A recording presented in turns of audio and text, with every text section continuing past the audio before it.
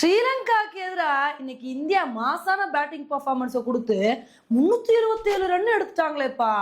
ஆமாங்க, இப்படி சொல்ற மாதிரி தான் இந்தியாவோட பேட்டிங் பர்ஃபார்மன்ஸ் வேற லெவல்ல இருந்துச்சு. இன்னைக்கு இந்தியாவுக்கும் ஸ்ரீலங்காவுக்கும் நடக்கிற ஃபைனல் மேட்ச்ல ஸ்ரீலங்கா டாஸ் வின் பண்ணி பவுலிங் சூஸ் பண்ணாங்க. ஆனா இந்தியாவோட பேட்டிங்க சும்மா ஸ்டார்டிங்ல இருந்தே தரமா இருந்துச்சுங்க. பிரியான் சாரியா, வைபவ் சூரியவன்சி இவங்களோட ஓப்பனிங் பார்ட்னர்ஷிப் வேற லெவல்ல இருந்துச்சு.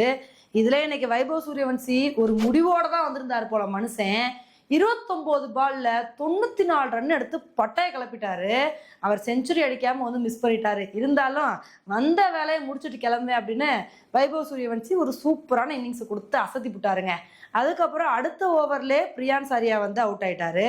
சரி, அதுக்கப்புறம் பாத்தீங்கன்னா ருத்ராஜ் காயக்வாட், திலக் வர்மா நல்ல ஒரு பார்ட்னர்ஷிப் போட்டாங்க. அந்த பார்ட்னர்ஷிப் அப்படியே கண்டினியூ நினைக்கும் போது ஒரு கட்டத்துல காயக்வாட் அவுட் ஆயிட்டாரு.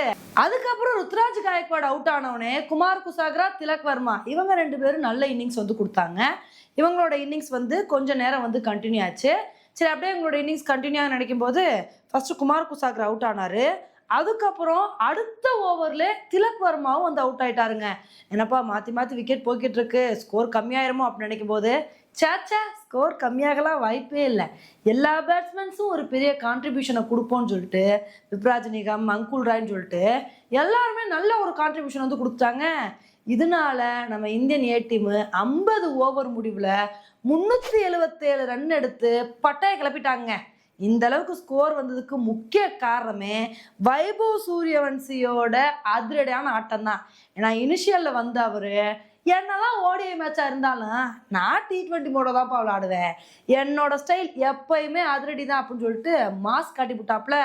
இது மட்டும் இல்லாம மற்ற பேட்ஸ்மேன்ஸும் நல்லா சப்போர்ட் பண்ணனாலதான் இவ்வளோ பெரிய டார்கெட்டை இந்தியன் ஏ டீம்னால எடுக்க முடிஞ்சுச்சு. இப்போ இவ்வளோ பெரிய டார்கெட்டை சேஸ் பண்ணி வின் பண்றது அப்படின்றது ஸ்ரீலங்காவுக்கு சாதாரண விஷயம் இல்லைங்க. ஸ்டார்டிங்ல இருந்தே நல்ல ஒரு பேட்டிங் பர்ஃபார்மன்ஸை கொடுத்து அதிரடி காட்டினா மட்டும்தான் இந்த மேட்சை வின் பண்ண முடியும். ஆனால் நம்ம இந்தியா அவ்வளோ ஈஸியாக ஸ்ரீலங்காவை அடிக்க விடுவாங்களா அப்படின்னு சொல்ல முடியாது.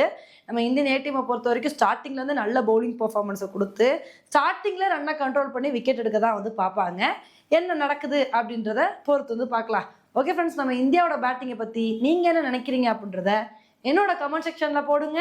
இதே மாதிரி இன்னொரு வீடியோவில் உங்களை மீட் பண்ணுறேன். Bye friends.